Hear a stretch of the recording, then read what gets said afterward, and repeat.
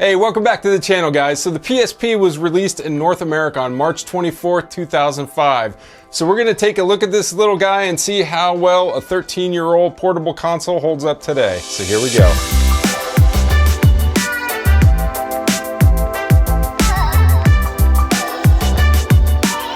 Now, when I say the PSP was released in 2005, that's for the PSP 1000, the first generation.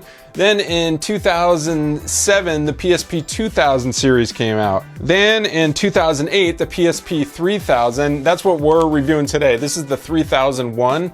And then last kind of in the line of the PSP in 2009, the PSP Go was released, and that was a strictly digital download version of the PSP. It didn't have the cartridge slot for the UMDs or anything like that. You purchased all your games online, and that's what you got. So we're going to be looking at the PSP 3001 model, and what's nice about this is it has the UMD slot and also allows you to download games from the PlayStation Store. Now, the PlayStation Store is shut down on the PSP now, but you can actually go to the PlayStation Store on your PS4, or you can go on your PC and still purchase PSP games. And then when you go into the download section on the PSP, you can actually still download those games. You just can't purchase them directly from the PSP anymore. So the cartridge slot on this thing uses UMDs. What UMDs are they're basically little mini CDs inside a plastic enclosure. In fact, if you open it up, it's just a little mini disc in there. There are so many UMDs available for the PSP. The game library for this thing is absolutely ridiculous. And the nice thing is that you can still get these games, and you can get them super cheap if you go on Craigslist or whatever the equivalent is where you're watching this, and you can pick up a whole bunch of really good games for dirt cheap. Then the other option is also the digital from the PlayStation Store. I kind of explained earlier, you can still purchase those on your PC and download them to the device. So in addition to the game library, the other thing that's really nice about the PSP is the price that you can get it for. So you can buy them like brand new for a little bit over $100. But if you go on Craigslist or eBay or anything like that, you can get them used for right around $50, sometimes even less. I got this one, it's a 3001. I got it with, I think, like 8 games at a garage sale for, I think I got it for $40, and it had 2 cases, 8 games. The console works great. It didn't have power, but I was able to get a power adapter off of Amazon, so I'll link that below if you want to check that out. But it works great, it's a great value, and it's still a really fun device. All right, so let's talk about the screen and the resolution. So the resolution on this screen is 480 by 272. So with the screen as small as it is on the device, that sounds like a super low resolution, but it actually still looks pretty good. There's not any aliasing or anything, so you get some jagged edges. But you gotta remember, this is from 2005. It actually looks pretty good, but you're not gonna get anywhere close to the visuals that you'll get nowadays on your smartphone or on a Switch or something like that, obviously. But for what it was at the time, it still works really great even today. So we talked about the game library, both the digital and the UMD cartridges.